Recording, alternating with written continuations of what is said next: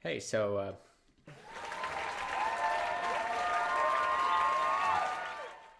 the other night I was driving home from soccer and I started to wonder about pizza. Most likely because I was hungry, but also because I was just interested in where it came from. And the more I looked into it, the more confusing it all became.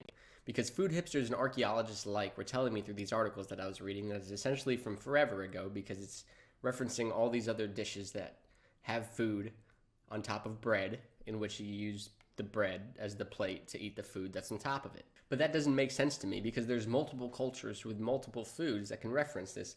And also, like, if I take the top slice of bread off of my sandwich and I eat it, am I now eating a pizza?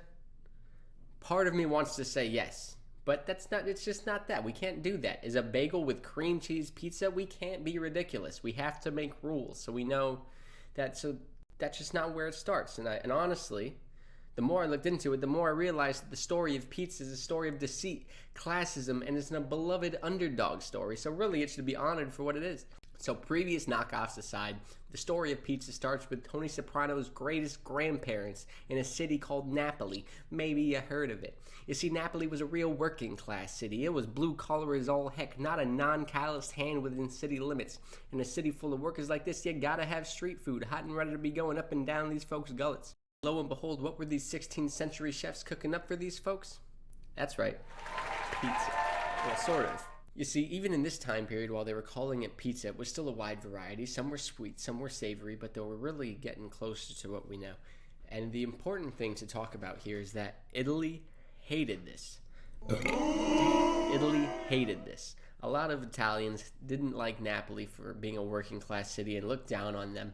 And so they viewed their eating habits as disgusting and vile. So them eating pizzas they viewed as something that nobody should really be partaking in. So while this pizza craze was going on, it was really just staying there. And this was until around the 1800s when a new king and queen rolled into town and they really wanted to have a stance of solidarity by trying some of their local cuisine in Napoli. And this wasn't any random pizza that they had made for this king and queen. You might know this part of the story, but it was made supposedly to resemble the parts of the Italian flag being red, white, and green.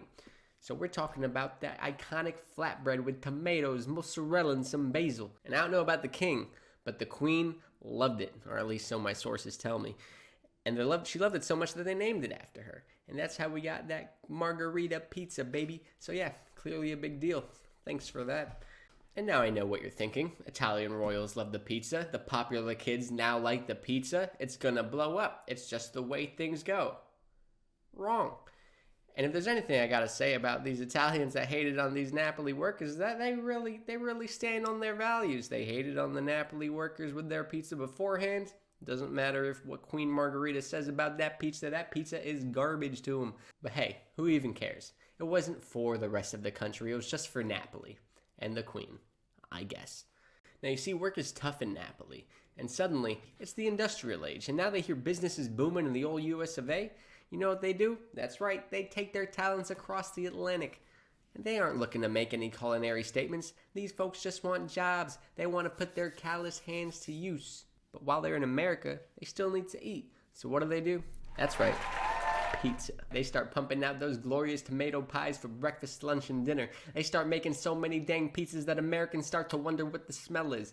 Now, if there's one thing I know about the average American, it's that they don't know much about standard Italian Napoli working class discrimination from the 1800s. So when they had this pizza, they didn't view it as gutter food. They viewed it as the ultimate food. And it started staggering the food pyramid, revolutionizing society. And suddenly you got pizza joints popping up left, right, and center. And that's when Italy realizes that they just let their golden goose go. Now, I know what you might be thinking.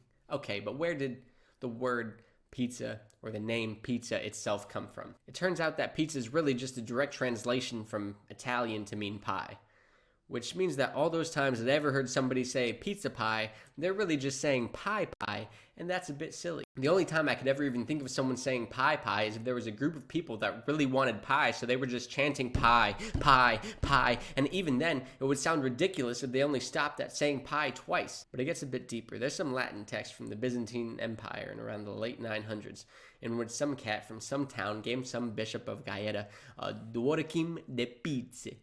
And just in case you don't speak Latin, that means 12 pizzas, baby. This guy gave that bishop 12 pizzas every year on Easter Sunday, which means if you celebrate Easter without 12 pizzas, you're doing it wrong. But that pizza wasn't even close to our pizza. So it doesn't even matter, right? I mean, nothing matters, but the term pizza, where did it come from? Everything has an origin. Well, it probably just came from the word pita, since it was essentially just a flatbread. And some spicy boys added some zesty Z's to give us our beloved pizza. And now we have that revolutionary food that's taken the world by storm, and honestly, I don't think it's going anywhere anytime soon.